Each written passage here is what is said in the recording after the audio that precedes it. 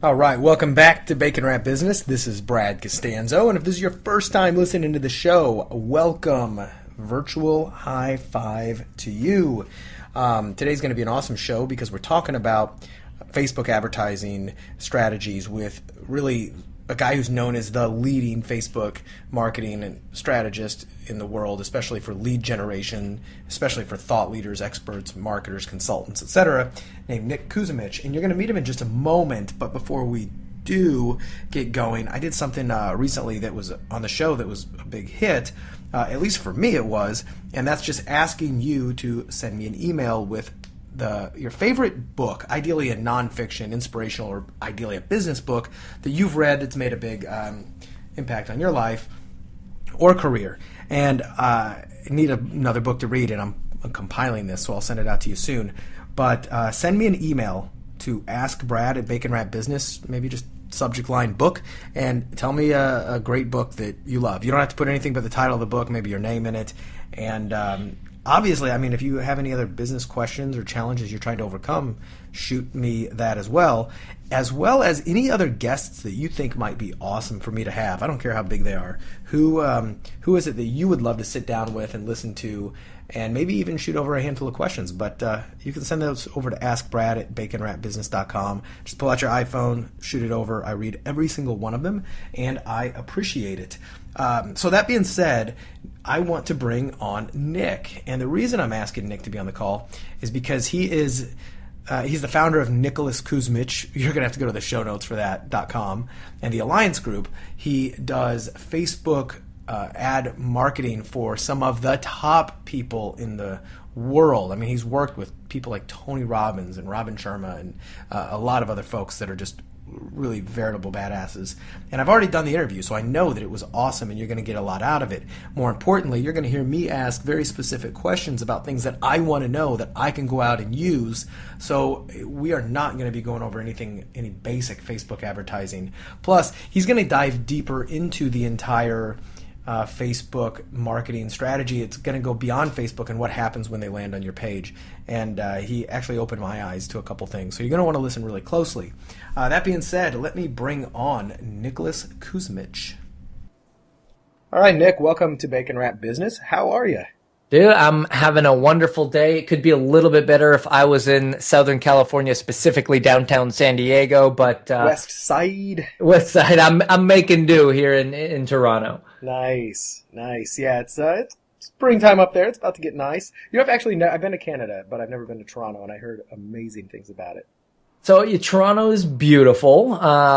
If you can come on the 4 good days of the year that we have.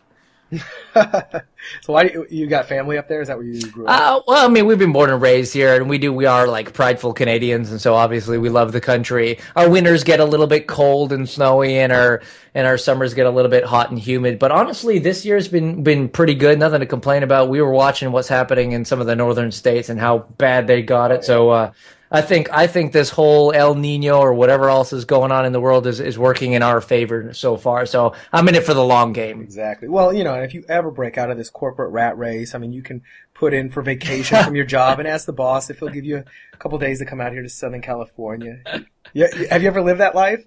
We're working on it. We're figuring out. Unfortunately, my boss is my wife now, and so it's actually worse than working the corporate life. Did you ever do the corporate life? Or did you ever have the job?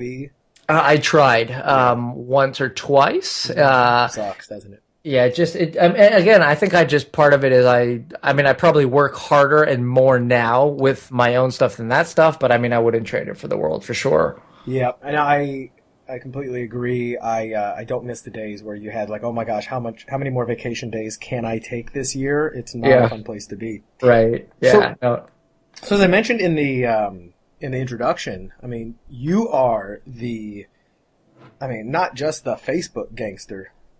You are, but I mean, you are well known as like the top strategist out there for lead generation, especially with Facebook. I mean, do you actually dabble in any of the other channels very much besides Facebook, or have you just like mastered that and made it your bitch? Yeah, no, that's a great question. Like, so literally, probably 4 or 5 years ago, we took a risk to like quadruple down on Facebook. We had a feeling that it was going the way it was. It was a bit of a gamble, although I mean, obviously, Facebook was a big player. But yeah, we just doubled and tripled down and said this is it, and hopefully it works out. And fortunately, it did swing in our favor. So that is the only thing we do. In terms of the platform we choose to operate our strategies and our principles on, but we are looking kind of bigger at direct response marketing on social platforms, and technically it's essentially applicable on any social platform. Yeah, it really is. How did you get into this? Like, how long? What's your backstory in that? Yeah, it's kind of like a total mistake, to be honest with you. I way back when, as far as I can remember, in a land far, far away, I had an info product in the weight loss space that was written under a pen name because I was ashamed to attach my name to it. My first info product was under a pen name as well. Yeah, so and back then it was like popular, right? There was like David D'Angelo instead of Eben Pagan, and there was all these other guys doing their thing, and Rich Jerk was out back then, and no one knew who Kelly Felix was, and so like all this stuff was going on. So I'm like, okay, I'm gonna have a weight loss product, and I'm gonna do it under a pen name, so no one knew it was associated with me. And I was late to the internet marketing game. This is when Google was the 800-pound gorilla. Google PPC was where it was at.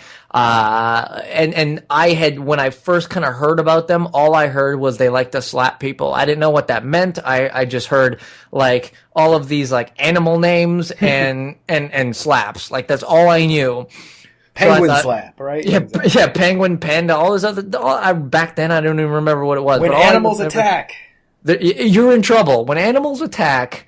And the problems are connected to animal names. I know when you're in trouble. So I literally heard these stories of like, God, people losing their businesses overnight because of, some sort of an algorithm change or they deciding that, if you're not spending $1 gazillion a month on Google PPC, then you couldn't play in that game. So I was like, whoa, I'm not going to do this. What other alternatives do I have? And at that time, Facebook advertising had just come out of beta. They had their little itty bitty right-hand column ads. And at the same time, Plenty of Fish had just released their advertising platform. And they had collected all this user data from obviously all the people who were registering to go on this dating site. And we decided to jump 2 feet into both and see which one would kind of take us where we wanted to go. I was looking for a place to buy true traffic, if you will, with advertising platforms that were highly targeted. And then very quickly we saw Facebook go up and to the right, and we saw, Plenty of Fish from an advertising standpoint at least go down and to the right. So that's when we jumped 2 feet in and said, okay, Facebook is where we're going to play. And fortunately, we made some good decisions. We made some good contacts. Maybe the universe was swinging in our favor. We had first movers advantage, whatever it be. We were able to, elevate our game pretty high on it and play with some key players. So it's been fun. So did you kind of start off then really just jumping into, how quickly did you get into client work as opposed to just doing stuff? Yeah, great question. So it all started with our own stuff and putting our own money on the line, obviously. And that led to conversations where we'd be talking with people and everyone was like trying to jump on the Facebook bandwagon back then. And the conversations would literally go like this. It'd be like, hey, Brad, how are you? And so on. So yeah, we've been trying out this Facebook thing and we just can't crack the code. And I'm thinking, and my side of it, it's like, damn, well, we're really making it work. This is surprising to me. I thought everyone was making it work. And I'd have conversation after conversation after conversation of people who were trying, quote unquote, Facebook, and not making it work. Meanwhile, here we are making it work.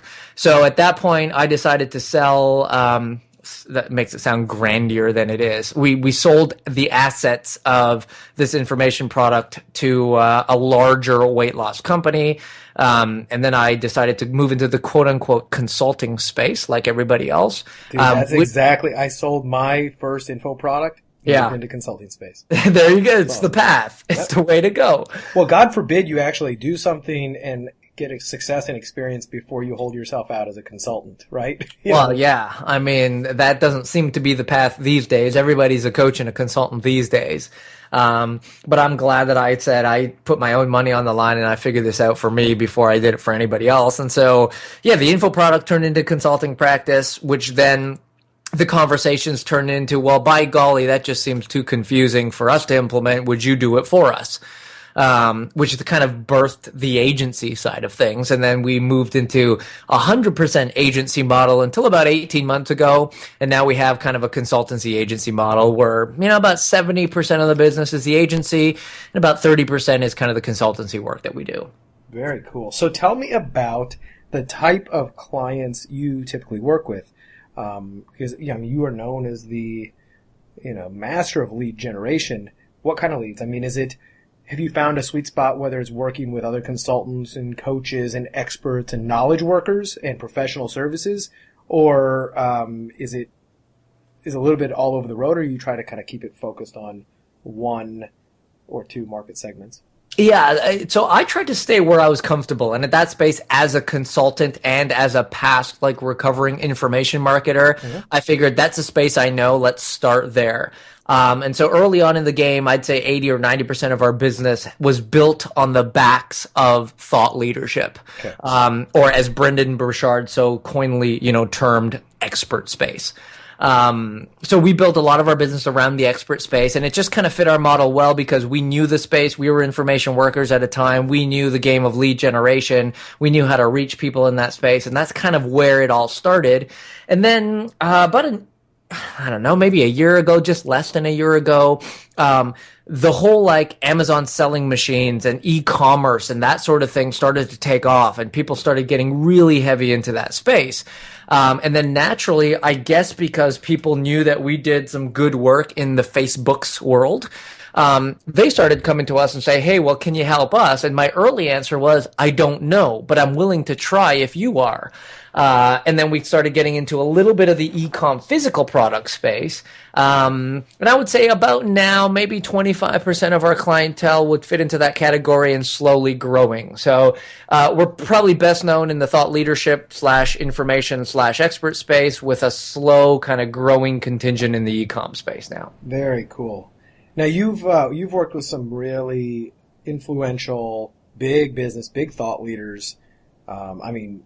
Everybody, I'm on your website right now, and I know, everybody from the Tony Robbins and Joe Polish and Robin Sharma, Dean Graziosi, and a lot of folks that are household names to a lot of people. How did you leapfrog, just the, up to the top of the game and get some of the top clients? Yeah, that's a great question. At some point in my life, I had been studying high ticket, and a mentor, and I use that term loosely because it was probably just a conversation in passing with someone I respected, basically said it requires just as much time, energy, and effort to sell a $10,000 product than it would a $100 product. Now, the approach might be slightly different, but the time, energy, and effort is the same. And at that time, that didn't quite connect in my brain. I couldn't make sense of what that actually meant. But I figured if that's true, then I might be leaving a whole bunch of stuff on the table. And again, I don't know where I picked this up, but I teach it now, that I believe if you're going to move into a market, I think there should be two things about that market that should be very kind of upfront and clear. And one is that it's an underserved segment of the market. So rather than serving an entire market, if you could serve an underserved segment of it, the 20 percenters, if you will, you're going to be better off. Okay, so that underserved segment, that's the high end, the people who pay the most, or do you have another example for that? Yeah. So the that would be kind of the second criteria. So the first criteria is underserved. The second criteria is an affluent segment of that market. So a good example of this is a good friend of mine that I know was an SEO practitioner, if you will. I don't know if anyone even remembers what SEO is, but if you do, search engine optimization, that sort of thing. And so when he was looking at it, he's like, okay, well, I need to find an underserved yet affluent segment of the marketplace so that I could charge more fees for doing the same amount of work and getting even better results. Because that's another thing we found working with higher end folks is simply you can get better results with less effort, less work, and less headache. Yep. So in this case, he said, I'm great at SEO. Let me just see who I can serve. And long story short, he ended up serving cosmetic surgeons in kind of the California coast, the West Coast. And he goes, I'm going to pick every major city in the California coast there. I'm going to go into each city, go after all of the cosmetic surgeons in that space, and going to strike one deal with one person, charge him 10 or 15 grand a month for my services. He closed, I think, 10 people in his first month at it or whatever. And he had $1 million business literally overnight. Well, maybe in like 30 days or so. So that when I'm thinking underserved, and affluent, it's just people where there's not much competition. I'm kind of a big advocate of the blue ocean strategy, if you will. Again, I don't know that I read the book. You say you are an advocate or you are? I am. Yeah. Oh, I just like the idea. I love that.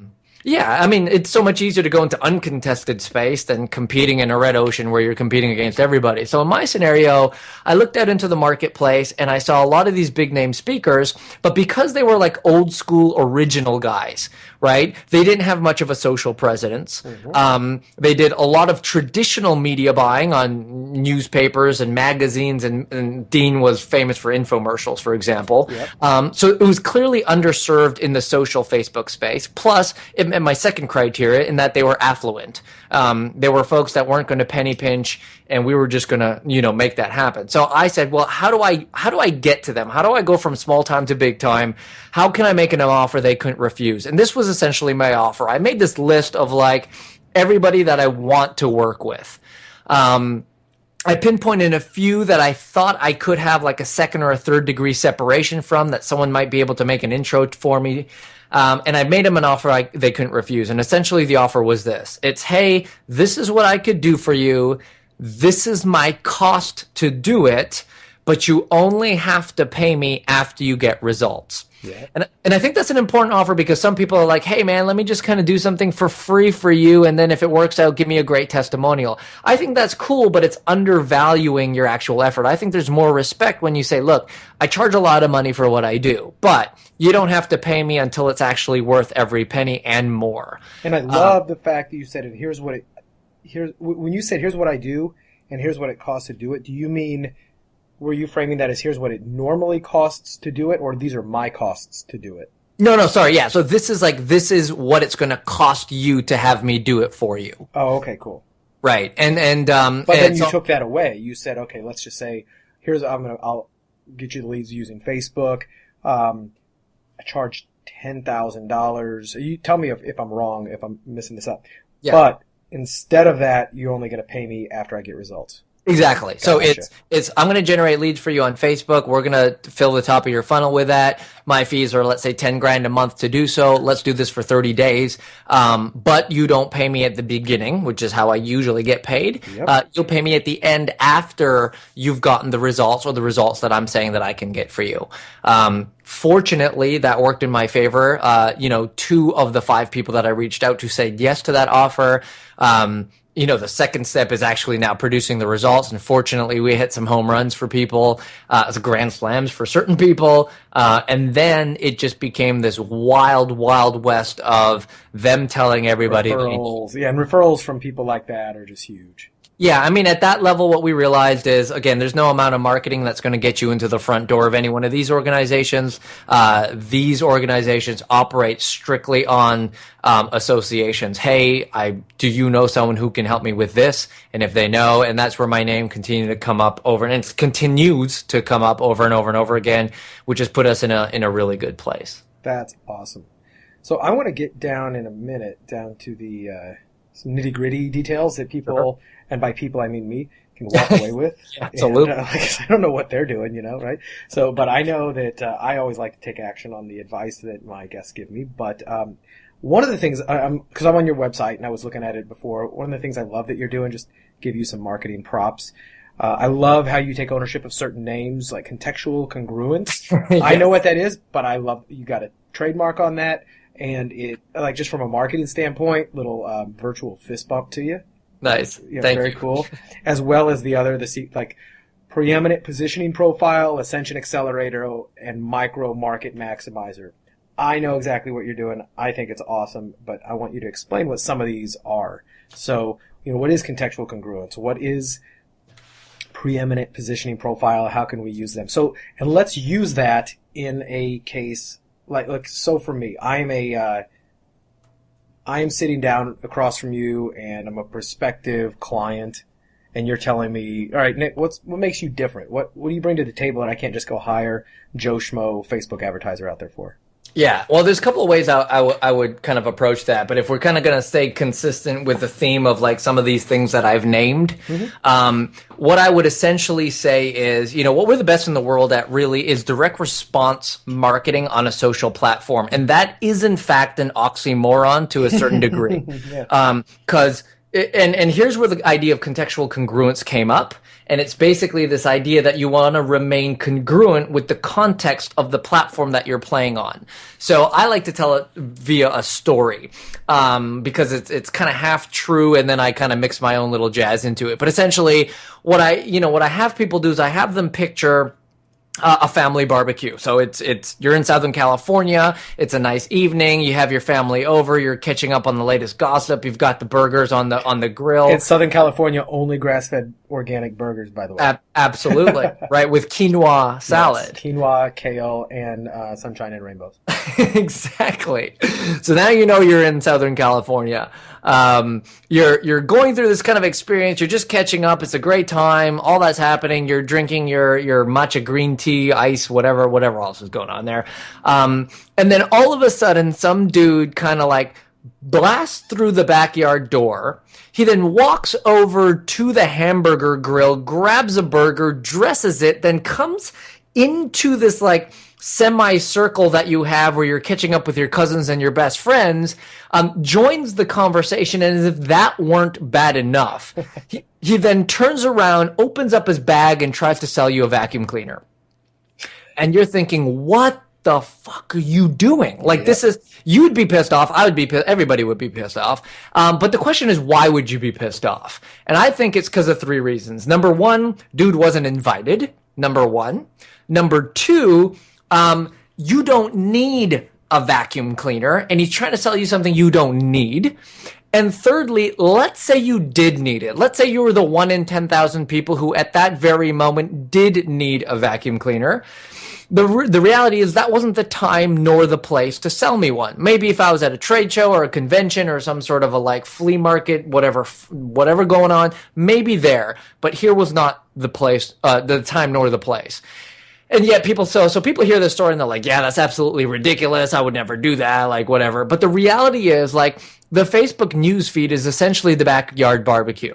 I mean, we go on to news feeds to see what's going on with our friends, to catch up on the latest gossip, to see, what's kind of trending in the world. It's where we get our news, et cetera, et cetera. And then all of a sudden, some bloody marketer who has no idea who I am, who has no realization that I don't want what they have, comes into my newsfeed with an ad trying to sell me something right off the spot. And essentially what we were creating with entrepreneurs and direct response marketers on a social platform, that is the kind of like the vacuum cleaner sales guy. Yep. And the point of contextual congruence is, look, if I were to go onto eBay this morning or Amazon this afternoon, I am going there with a buyer's intent. And that is a commerce-based platform. So for you to try to sell me something on those platforms makes absolute sense. There's no reason why you shouldn't. But nobody that I know wakes up in the morning, credit card in hand, logs onto Facebook and saying, I really wonder what I could buy today. I mean, that's a past thought. And so the idea behind contextual congruence is here, or maybe worded another way, like the number one fatal flaw that a lot of people make on Facebook as an advertiser is they try to sell first, or they try to be the vacuum cleaner sales guy without realizing that Facebook is not a commerce-driven platform. It is a social platform. And unless you understand social behavior, and unless you understand why people are on the platform, and unless you understanding everything that's going on from a user experience when they're on Facebook, unless you understand those things, you could get into a whole heap of trouble trying to sell something first. And so the idea, again, behind contextual congruence is simply this. Understand the context of the platform that you are on and stay congruent to the user behavior on that platform, and then it's hard to go wrong. If you break that rule, you're probably going to get into some trouble in some way, shape, or form to various degrees of severity. Cool. So give me an example, real world, of like expert in whatever, expert in marketing, expert in teaching dogs to shake hands. It doesn't matter. Yeah. You're a consultant, you're an expert. what is contextual? So there's obviously, hey, buy my stuff, or boom, sign up for this webinar. I mean, do you go straight to webinar? Give me an example of a contextual, like the add to the landing page, how that might feel under your guidance. Yeah, that's a great question. There's a couple ways to look at it, but I think the simplest way is realizing that the straight line is not always a straight line. And a great example of this, and what I mean by that is like if I'm trying to fill an event, because I'm a marketer and I do marketing events, the straight line approach with, well, let's do an ad about the event to try and fill the event, because that seems like it's the shortest path. On Facebook, I will always say that there should be an intermediary step in between your final destination. Okay. And so I'll give you a real life example. One of my clients, really good friends, amazing business coach, a guy by the name of Taki Moore, a coach marketing machine out in Australia. And he was in a scenario where we won't mention any names, but before he met me and before we kind of hung out, he had hired another Facebook advertising agency to fill these events for him because at the events is really where he sells his big ticket items. So he hired them on, they went for the straight line approach, and they promoted the event. And in short, they ended up spending $80,000 in approximately 30 days to try and fill these events. They did do their best. And when I say fill, we're talking about between 50 and 100 people. We're not talking about thousands. They got about 50 people or so. Long story short, it took about a year or so, and they can't even track it back to the ads to try and recover the costs that were involved in that ad spend. Ouch. Yeah, not fun. He was pissed. This was a well-known name in the Facebook space. I mean, he literally wrote the book on Facebook advertising. And it just made Taki like a little bit gun-shy, a little bit upset, a little bit jaded about the space. So when he came to me, he's like, look, I know I should be utilizing Facebook, but I'm like really not comfortable with what happened. And so like, can we take this slow and like think through a process that'll work for me? So this is the process that we walk through. I said, well, definitely we're not going to promote your event on Facebook. That's going to get you dismal results because that's the straight line approach. That's trying to sell something right off the bat. Instead, let's look at your target audience and let's kind of discover through a process what are the greatest pain points or the greatest aspirations of your clients that we can help solve. And then how can we take an asset of yours that is unique to you and present that to the audience in order to kind of build rapport. In other words, kind of like list building or a lead magnet type approach, but again, where you're much more positioning yourself as an expert authority and simultaneously providing value before going for the jugular. So in this case, we identified that he has this fantastic process that he calls the triage call. And what most people in the coach consultant space is they try to get somebody on a 45-minute quote unquote strategy session, which is really a hidden sales call to sell them into a higher tier program. What he has found is he has this really cool process called the triage call. And just like if you go to the emergency room at a hospital, they're going to triage you first. They're going to take your vitals, determine what's wrong with you, and then decide the best course of action for you. So he implemented this thing that he calls a triage call. It's 9 minutes long. You hop on the call, you determine what the person's 9 minutes or 90? No, 9 minutes long. Oh, wow. And basically the call's to determine, can I help you, yes or no? If the answer is yes, we're going to schedule that strategy session call. If it's no, I'm going to either point you in another direction or let you know that I can't help you. But this way I don't waste mine or my salespeople's time. But then at the same time, I don't have to expect you to go through this really long, complicated funnel before we end up getting on the phone.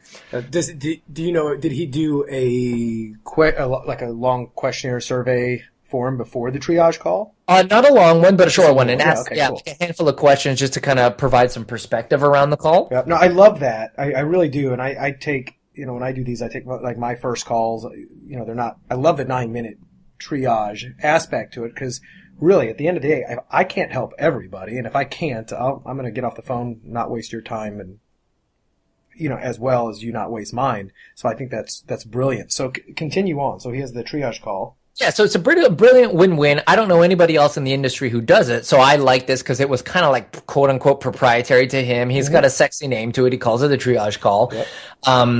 And so we said, okay, well, I think that this is a need because essentially what the triage call has helped him to do and help his team to do is go to a 71 to 90% closing ratio on anyone who gets to the second call.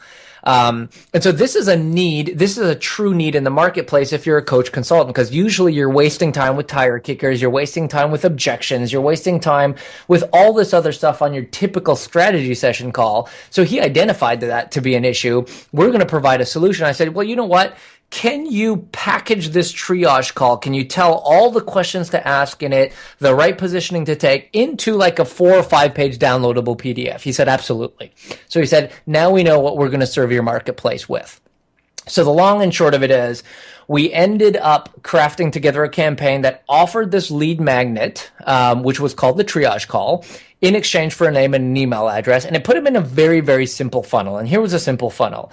Number one, you request the download. That download is then emailed to you. But instead of delivering it to you on the thank you page, what we do on the thank you page is make what I call a Godfather offer. And a Godfather offer is basically an offer that you can't refuse. And we're going to also at the same time make an offer they can't refuse and also take it away from them to actually add even further urgency or scarcity to it. So this was it. Basically, they got the triage call offer. There was a video on the thank you page that I scripted. There's like 9 elements to this video that go in a very specific order to kind of set up the offer properly so it doesn't feel like too douchey or too vacuum cleaner sales guy-ish. And long and short of it is he made an offer for a discounted offer that was available only for 24 hours to join him at his next live event.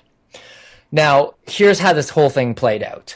Basically, from this offer, he generated 66 people to attend the live event that he did, and that was his average. He expected between 50 and 100, so we got 66, not bad.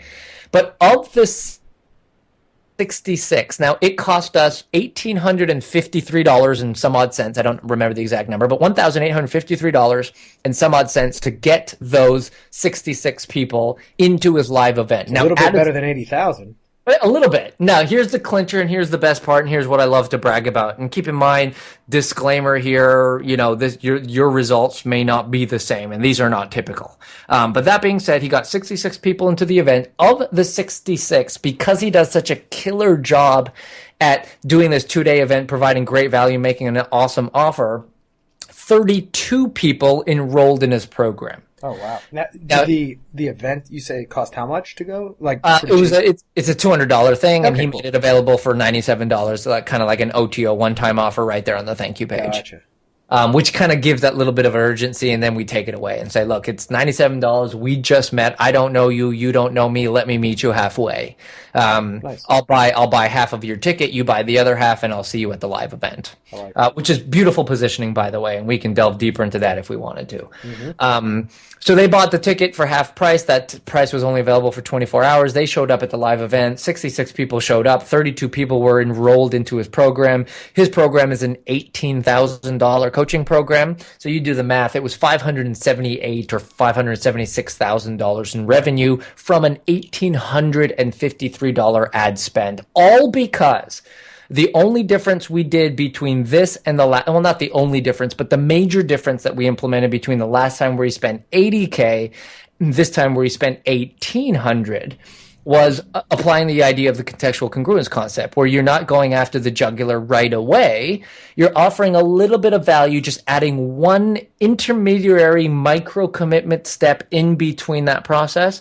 And of course, there's some other things we layered on top of that. But essentially, by adding that simple process in between, exponentially changed the results of what could have been, again, a really nasty campaign if we just went straight for, the straight line approach. Nice. And then the ad, like you said, from the Facebook, it just goes to the, hey, listen, download this 9-minute shortcut that signs up A-grade clients, and it's called the triage call, and you can get it for free.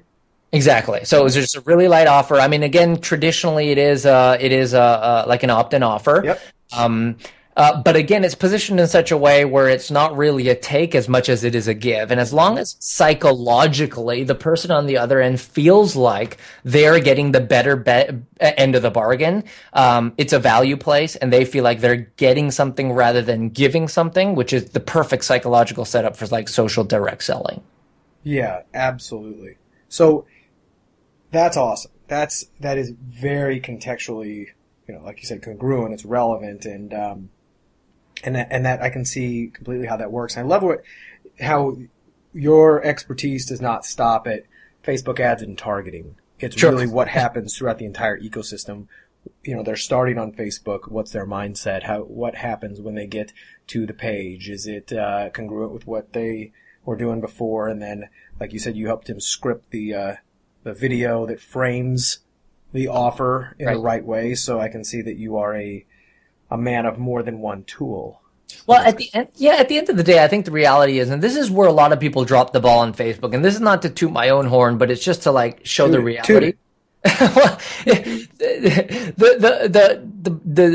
the reality is when you talk Facebook with anybody, to me, if Facebook could be called any other thing, it could be any other platform. Yep.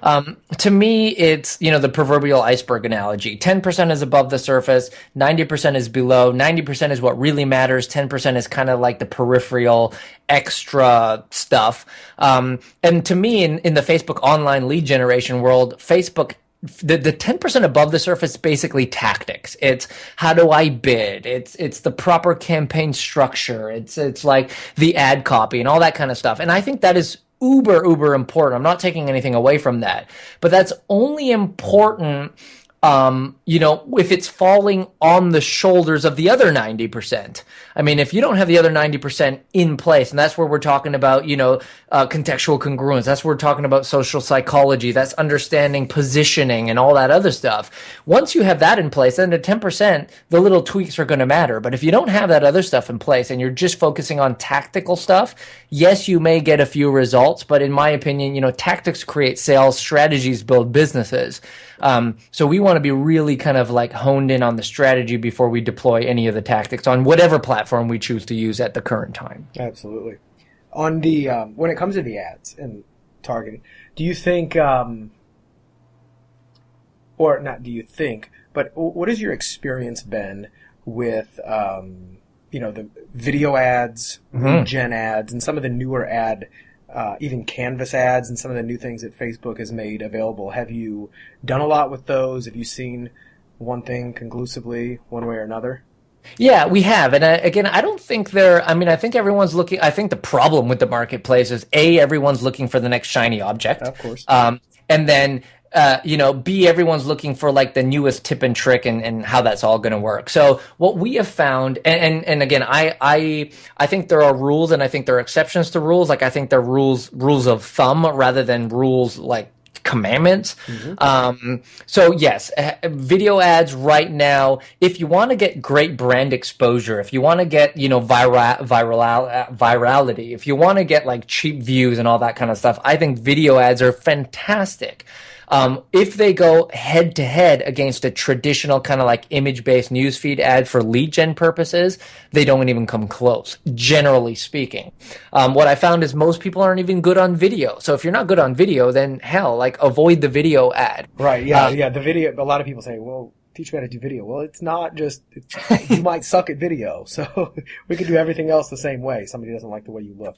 Yeah, on that note, the whole other thing is like, people ask me all the time, well, is like the webinar the best way to convert clients? Well, if you like kick ass on webinars, yeah, yes. But if you suck, no. I mean, so it's not only one way to go. But here's the mentality that anyone needs to understand when they go into something. Your cold prospects, so we're not talking about warm prospects, but someone who doesn't know who you are and can't separate you from Adam. That person is looking, unfortunately, it's the world we live in today. That person is looking for every reason to say no to you. Absolutely. Any reason. And so if your audio crackles in your video at the wrong point, or you're wearing the wrong color shirt, or your team that's being represented on the hat you're wearing is something that they hate, or the background is ugly, like literally anything to say no, they're going to find that reason. So we're looking to like minimize resistance at all costs. And oftentimes video ads, cause resistance for all the things we mentioned. Lead ads, conceptually, great idea. Click one button, opt in. But to me, what we're finding for lead ads is can you get cheaper leads? 100%. Because from a user resistance flow standpoint, it's so much easier to operate on.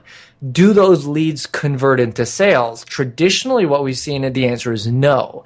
And so there's always this fine balance of, well, how do I get good, qualified, cheap leads, but how do I make sure that those leads are most apt to convert, rather than just building a list of a nonsense group of people who don't really want anything that I have to offer.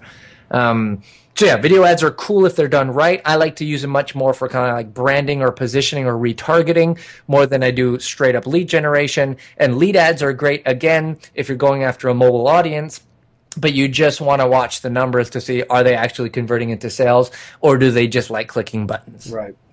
Has Facebook changed anything in your experience with going straight from ad to squeeze page? Have you been cool with that? Yeah, I hear that happen all the time, and the answer is no, as long as the landing page is compliant. Right. And that's a big as long as, because most people, we're taught in the internet marketing world that a good high converting squeeze page is one that has like the least amount of things on it. It has a box to fill out information, a button, and a headline. Those traditionally in the past work really well. On Facebook, you'll get banned tomorrow for doing that sort of thing. So yes, straight to lead pages. We run probably 80% of our traffic straight to lead pages or opt-in pages. As long as they're compliant, they work wonderfully. And then about 20 or 30% of our traffic would go to some sort of a content piece first that we would then retarget. Pixel and then retarget them. Yeah. And are you subscribing to that as well, that right now getting the pixel is as important, if not more important, than getting the email address? I think the pixel is uber important, and I think the pixel allows you to mimic activities that you could do if you captured the actual email address. So like we can literally push someone through a funnel without ever getting their email address, which I think is cool. Yep.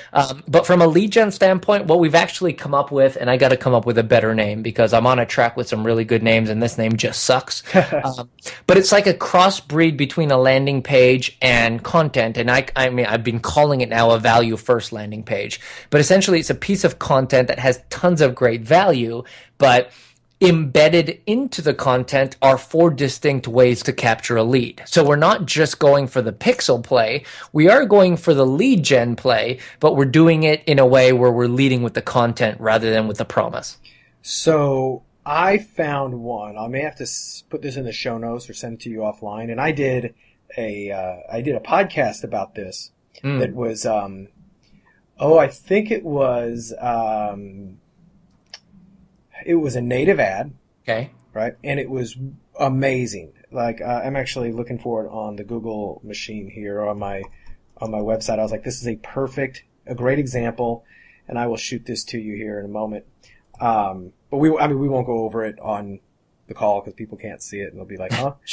But what was great is, they got you there to a page, and there's so many things going on, like different ways that they can either take you to, capture your lead or just do something else with you. But it looked like a blog page. Right. It wasn't just a fake blog. It was content, but all the other little things were so strategically placed.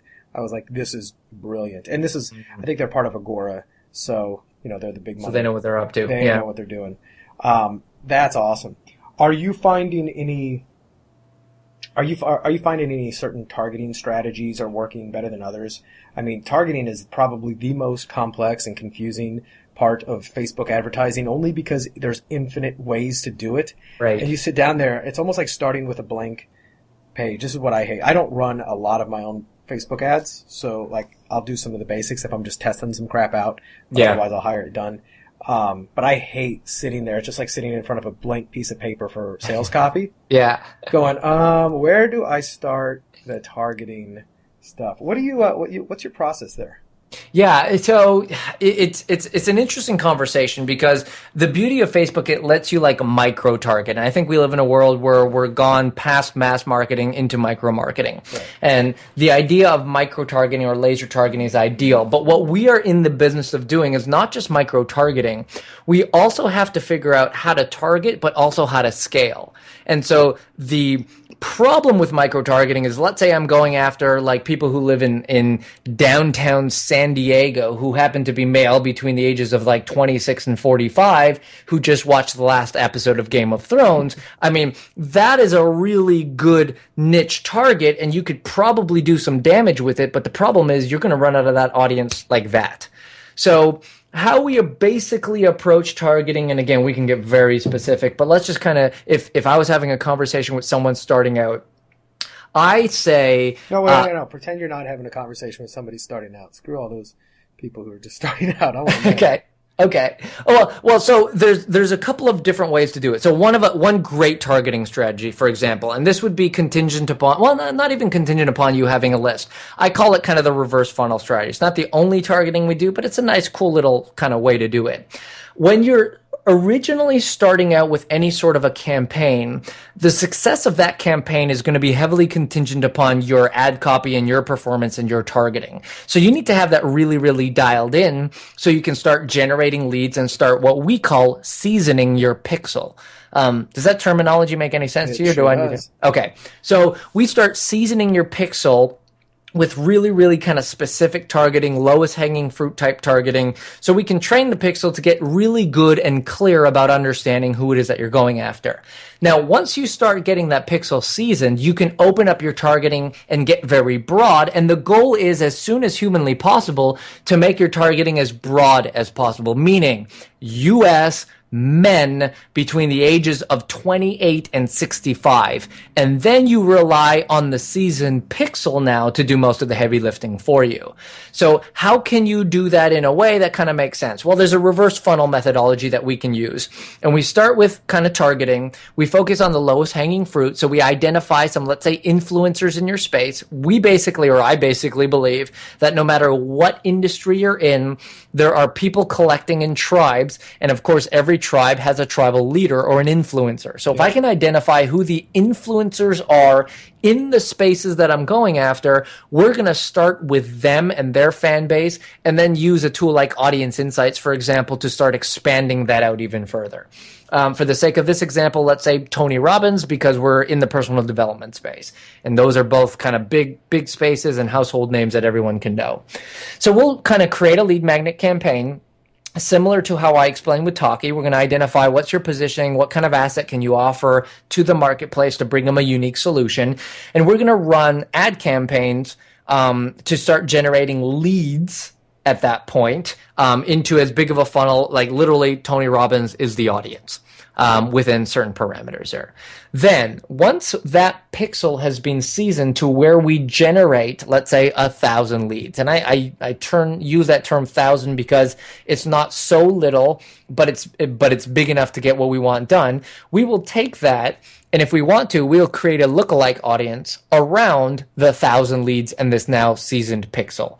And then we'll start running the same campaign, but we're going to now run it to this lookalike audience who is built off of our 1,000 leads. Now we're going to do that until we get 1,000 customers. Once we've got 1,000 customers, we're going to do the exact same process again. We'll create a lookalike audience, and now these are buyers lookalikes rather than leads lookalikes, and we're going to open it up as broad as we can again and go after this bigger but more specific audience that's going to end up continually generating greater leads at greater cost and higher conversions. And so that's an example of what I call reverse funneling, where we start broad, we generate a lookalike audience until we get 1,000 leads, and we're going for 1,000 customers, and we're going to do that whole same process again. And it allows us to get some really, really good results using a very simple targeting strategy without kind of like pulling out our hair about, who we're going to go after and how's it going to work and all that other stuff. Does that kind of make sense? No, that's awesome. And it's actually counter to what a couple of the... I've talked to some other people who did it the exact opposite, but I like what you're saying better. And I think it makes more logical sense, too. And I know that, like sometimes I've heard it going really, really broad and just letting Facebook then tell you, okay, well, who are the type of people clicking on this, and then go after them. So they would do the shotgun approach and then kind of cherry pick it. But and I think they were saying that it's cheaper if you go wide because you're not using as many data points from Facebook, but you're also wasting a bunch of time and money. I know. Yeah. I've I got just wouldn't go broad, and sorry for cutting you there, but I would just say I wouldn't go broad until you kind of have a little bit of data. And the only reason why we talk about broad is because we want to talk about scaling. Like absolutely. you want to have the ability to spend tons of money and generate tons of ROI for the next years to come, rather than being stuck spending it for the next month and thinking, oh man, I just ran out of my audience now. Yeah, exactly. And I know this has been one of the things that I'm trying to tackle recently, especially, and not nothing to do with coaching and strategy. Like my wife and I, we have a coffee brand, a national coffee brand via e-commerce. We sell on, our own Shopify store as well as Amazon right now. And Nice. it's a blue ocean. It's called Stiletto Coffee. It is Okay. 100%. It is the only coffee marketed towards women only. There is now people say why is it marketed towards women? Does it like help them lose weight? And I said it's guaranteed to help them lose weight. If the caffeine in their system wakes them up and then they decide to go to the gym and then they decide to eat healthy, they will guarantee to lose weight. Right. So it is kind of it has been called the sexiest coffee brand in the country. Love it. It's very sexy packaging. Nobody else is selling coffee to the demographic and the psychographic we are. Everybody else is selling their beans. We're zigging, they're zagging. And we think we've got a first mover advantage there. That's awesome. Thanks. And then what's cool is, I mean, it's the audience there is it's driven, professional, classy, sassy women. Probably typically probably into some personal development. They obviously love coffee, and ideally premium coffee. Maybe they're into fashion because it's got that whole stiletto coffee, right? So, and I conceptually thinking like, okay, I think I have some ideas of who to go after. So I've been going after women who like coffee, but also like certain fashion brands. But then women who like coffee, and you can even go towards the buyer profiles to say they are, beverage coffee buyers. Right. I don't know how effective that is. I've only dabbled in this so far, but I'll say they like them, and then they like all these various personal development gurus. Like, Right. They like coffee. They like Marie Forleo. They like, Sure. all these other people, and I'm going into some other ones. I haven't gone much deeper than that. And as I sit there, I'm going, this is so tedious that it drives me crazy. But that's where, people like you come in. I mean, first of all, do you think that based upon what I just told you, the really preliminary thing, that's the right thing to do is take little segments there and just see if I can start to get traffic? Yeah, absolutely. I mean, I would even see if you can go even a slight bit broader. Like, so just go after like women who like coffee to start, and just see what the Facebook data is going to tell you. Because once you run that for a little bit, you're going to start to see reports. And once you start seeing the reports, it's going to say, okay, well, this is what you're seeing. This is the age group that's responding best to you, and this is why. And depending on what your acquisition cost is. So let's say you can spend, I'm not sure how much a bag of coffee costs. Not much, baby. Their margins are crap. Yeah, well, I can imagine. So, let's say a bag of coffee costs $20, and your takeaway from that is whatever, $10 or $5 or whatever it be. Let's just call it double. Okay, let's call it double. So let's say it's $10, and so you can spend, depending on if you have a solid lifetime value kind of process in the back of this. Let's say you could spend like 50% of that. So let's say acquisition is $5. Just for the sake of easy numbers, because I'm terrible at math. Yeah. Yeah, what I would do is first start broad and see what my acquisition cost is going to be. Because if I can keep my acquisition cost under $5 with really broad audiences, i.e. coffee drinkers who are women, that means I can scale the hell out of this puppy and never have to think about it ever again, which is what my first goal would be. Now, if I'm, let's say, just going like really broad like this, and I'm noticing, well, wait a second, my acquisition cost is closer to $8 or $11, then it means I need to tweak something. And that's where you might want to start either doing like the reverse funnel type thing we talked about. That's where you might want to layer on other interests. That's where you may want to look at the reports and say, well, wait a second, majority of these people who are buying the coffee are actually between the ages of 32 and 40.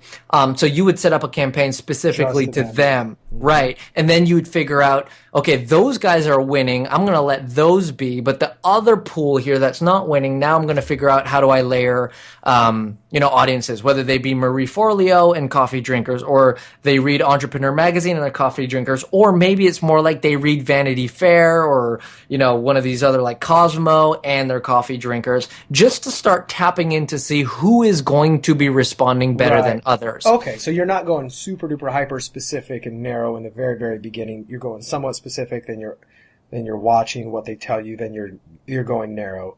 You're going narrow only if you see that you're not getting your acquisition cost. If you're getting your acquisition cost and you're happy with it, then you can remain as broad as possible, because again, that gives you the ability to kind of like scale out and spend more and not worry about running out of people to reach. Very cool.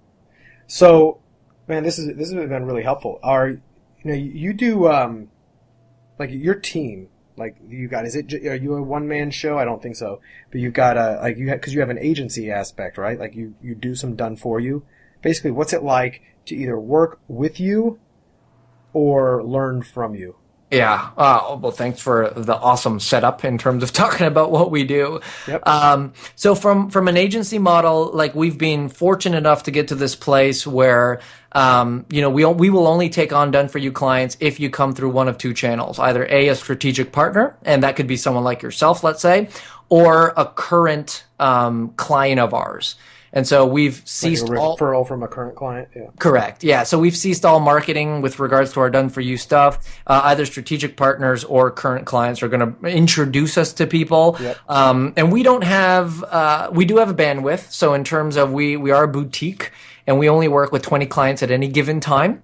And we make sure, that they meet certain criteria. Now, the criteria isn't like all that complicated. Really, we want to hit a home run for you in month one. And the way that we can assure that to happen is if you have a kind of a sales funnel or a process that that is working, but you just need to light this thing on fire and get some optimization and tweaking from someone like myself and our team, then we'll take you on. We'll analyze your funnel. We'll analyze the situation. I'll give you an honest opinion of, yes, we can knock this out of the park for you, or yes, we could if these changes are made first.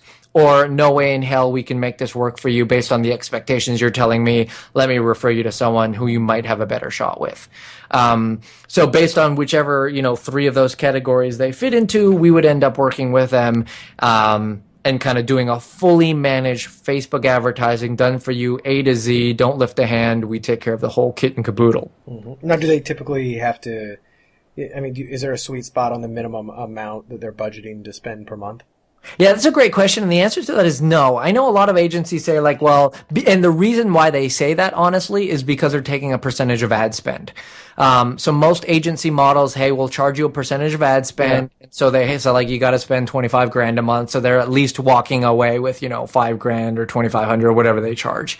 For us, I don't really care how much you spend. What's more important is that you know your numbers, so that we basically can bake in and guarantee, and I say that in quotes, but we can literally bake in and guarantee ROI, because let's say you came to me and said, Nick, if I can acquire customers for under $5, you have carte blanche with my credit card. You could spend as much as you want because I know I'm going to be profitable every single day of the year.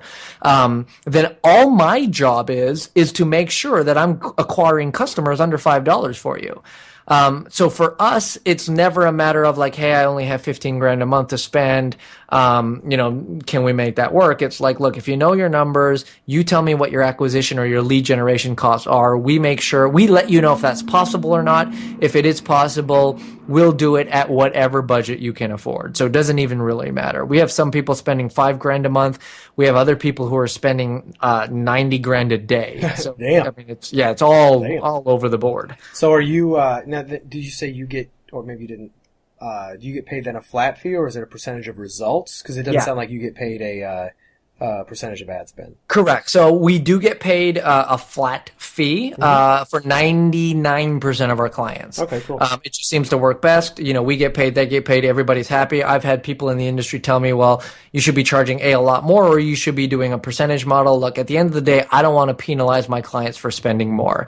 If they want to spend more, it's the same amount of work for us. So spend more, spend less. We're not going to like penalize you and pretend that it's more work because you're spending more money. Yeah, I've never really liked that whole percentage of ad spend, only because I know it's not creating necessarily much more work for you. You're just moving the budget up. Like, hey, let's duplicate this ad over here and put more money on it. Like, should you really get paid twice as much money?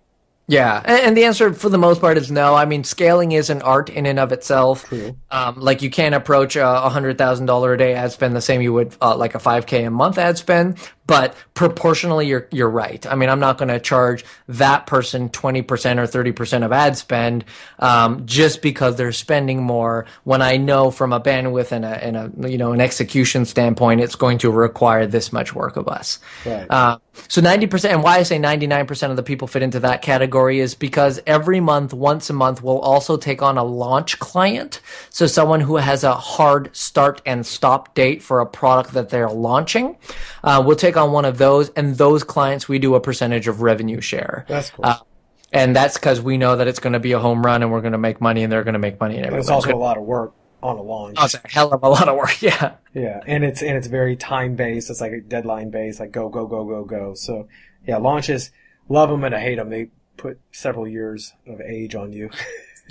By far, for sure. And it taxes our team heavily. And so that's why we can only do, once a month for that. Okay. So that's kind of the done for you side. Sorry, were we going to say something? I was going to say, but you also do live events and workshops, right? Like an intensive, you call it, implementation intensive? Yeah, so on the consulting side, there's kind of like three major streams. Major stream number one is usually where we like to get people to start, and that's our 2-day intensives. And we call them a 2-day intensive. I hate to use the word workshop or boot camp because that's not what it is. Mm-hmm. One of my biggest frustrations with the kind of the information space and the kind of live event space is you get fire hosed with amazing information, which is amazing, but you leave with like this notebook full of notes of things you got to implement. And the reality is you never implement them. There's just too much stuff to do. You get caught up. You enjoyed the joys of meeting new people, but the actual implementation side of it is a bloody mess. So what my promise to anyone who attends our event is this: you show up with whatever you have and you leave with at least 90% of your entire Facebook marketing funnel done and completed by the time you walk out that door. So all you need to do is press the green go button, best case scenario or worst case scenario, a couple of touch-ups and little, minor things here and there before you hit the green go button. But the idea is you show up, you roll up your sleeves. People hate me by the end of it, but they love me because they've never worked so hard on their business. I thought I was just coming here to learn and network. Learn something. Yeah, exactly. And they're like, oh my God, I can't believe I got this all done. But then they love me when it's all done because it's there and they literally press go and they see results in a matter of hours. So that's a beautiful thing. So those are our 2-day intensives. And then we have what we call like our one-off accelerator days. So companies will hire me to fly out to them, spend an entire day with it. Well, entire day. That's 6 hours with them to customize a lead generation approach and consult with them in the process. And then we also have like a consulting program or an advisory program. So I'm not a coach by any means. I think I make a terrible coach, but I think I make a pretty darn good advisor. And so we have this ongoing approach where, you can basically bring me on as like a pseudo CMO. I don't like to use that word, but really a marketing advisor where you get calls with me regularly every month. We go over your stuff. I work with your team to make sure that it's implemented properly.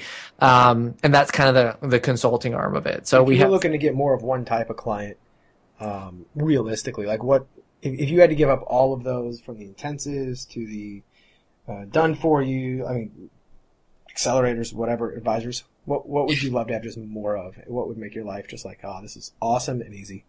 Well, I think from a delivery standpoint, result standpoint, and scaling standpoint, the intensives are really quite amazing. I mean, we can put, and we limit it to 16 to 20 people. We can put 16 to 20 business people in a room and get them results instantly. It also satisfies like my need and desire to teach and train and advise while simultaneously doing a little implementation at the same time. And it's fun, right? It's and it's tons of fun, and it allows me to leave Toronto and come to Southern California.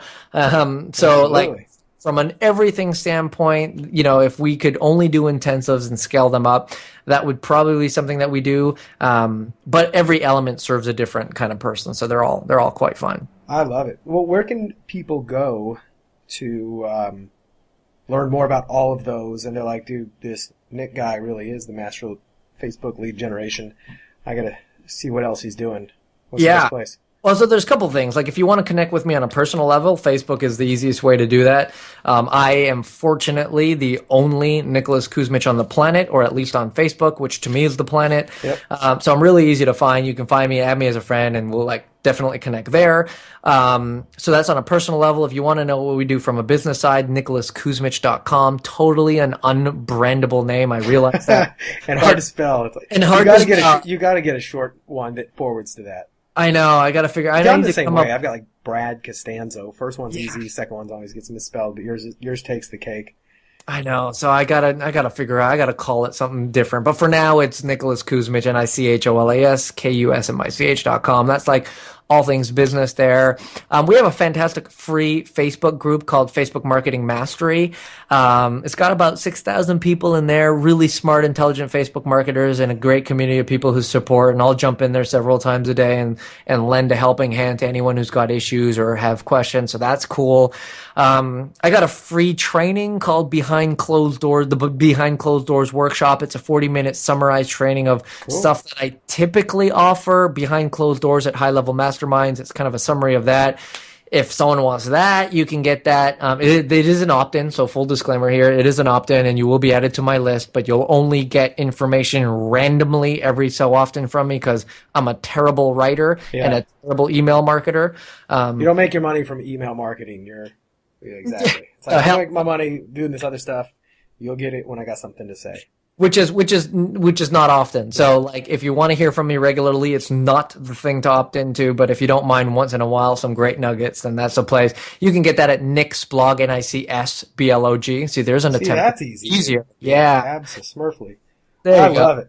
Well, Nick.com/secret, and you can get that there. So yeah, a whole bunch of places. Cool. I'm just writing nicksblog.com/secret. Yeah. Awesome. Well, man, I really appreciate you taking the time for me to jump on here and pick all the sizzling hot business advice. Well, hopefully there was some bacon in there. Bacon wrapped Nick. Absolutely.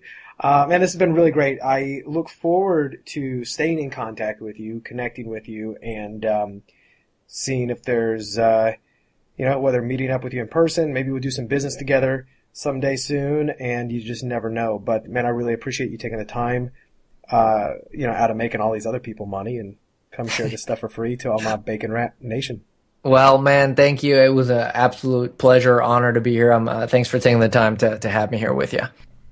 All right. How awesome was Nick? I am happy to have had him on the show. I know you enjoyed it as well. Definitely go check that out. But also remember what I said in the beginning of the show. Send me your favorite book recommendation to askbrad@baconwrapbusiness.com. I'm dead serious. Pull out your phone if you're sitting on it and listening right now and type in askbrad@baconwrapbusiness.com, subject line book. Send me a book recommendation. If you do, you will have my gratitude, as well as any future guests you want to hear on the show.